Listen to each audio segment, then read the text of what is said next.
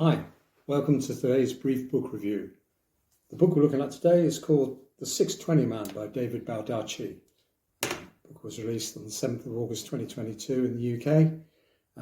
Mr. Baldacci is a very prolific and well-known author, sold millions of books, generally produces 2 books a year. I'm a particular fan of the Amos Decker, the Memory Man series.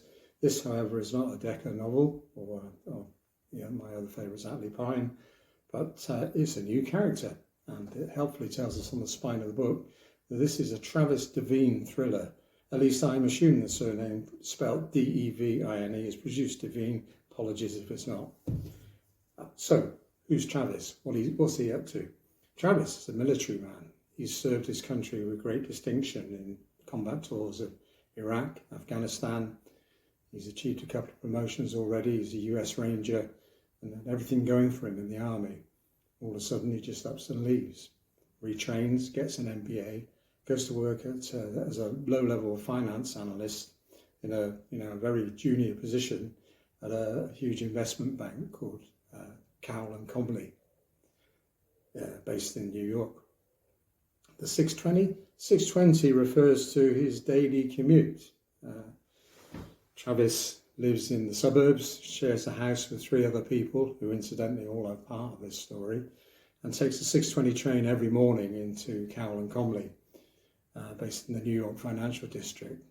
On the way he passes the owner, Brad Cowell's, he calls it his palace, his luxurious accommodation where the train stops at a signal and you can see through into his property, which also includes his current trophy girlfriend who seems to take a bathe in the pool at a very early hour every morning.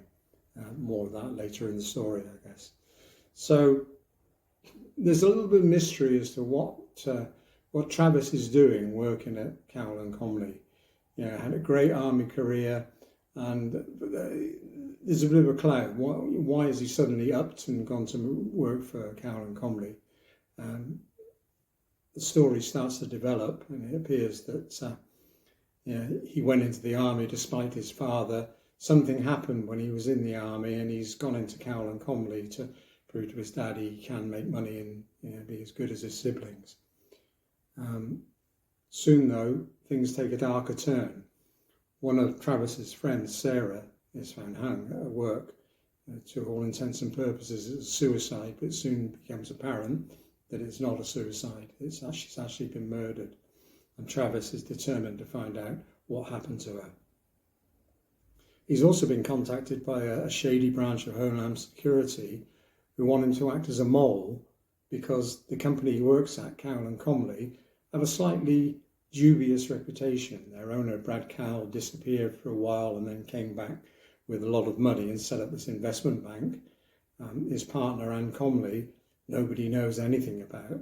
And there is a slight concern that there are some nefarious deeds going on at Cowell and Comley, and they want Travis to try and find out what's going on.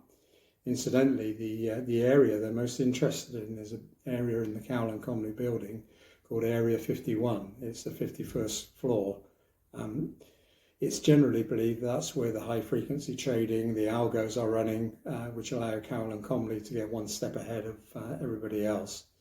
Not unusual for investment banks, I know. And so the story develops. Very soon, more people are murdered, and Travis is pushed to find out who's on his side and who's not. And there's effectively 2 stories here. There's the story of whodunit, who's committing these murders, and Travis's quest to find out who did that.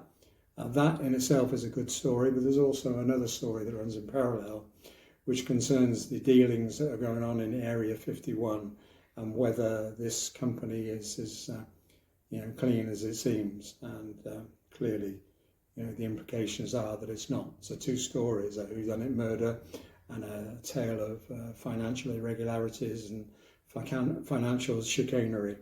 So a very good book. Baldacci very rarely puts out a duff book. This is another good one. I was really, really pleased to read it. A really good story.